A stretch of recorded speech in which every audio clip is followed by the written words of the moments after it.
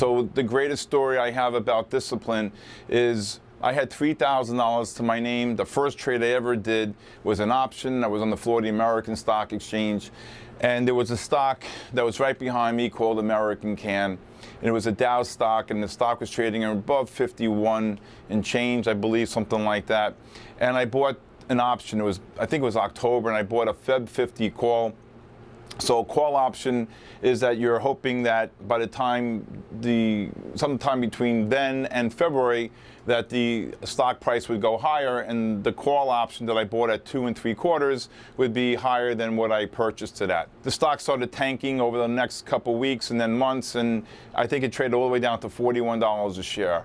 And my $3,000 investment was actually worth pennies, because I kept on buying all the way down, utilizing the whole $3,000. And I would never forget, about a couple weeks before the option expired, standing on the floor, my head in my hands, and a guy patted me on the back and said, "Hey kid, go home, you can't turn the machines back on." A week before expiration, the stock, if I remember correctly, to my best recollection, went from 41 to like 54. And at 3:45 in the afternoon, right before the markets were going to close, my father walked over to me, who was a floor broker. He was a member, and he said to me, "Are you out?"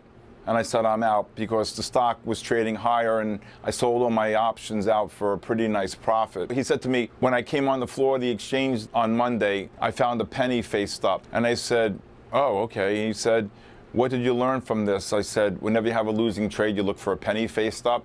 And he said, "No, you never average down." So to me, that was, again, the fact that preservation of capital, I learned the hard way. I got very, very lucky.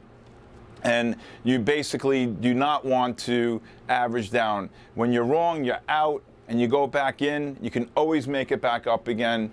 And that was probably the greatest lesson I ever learned.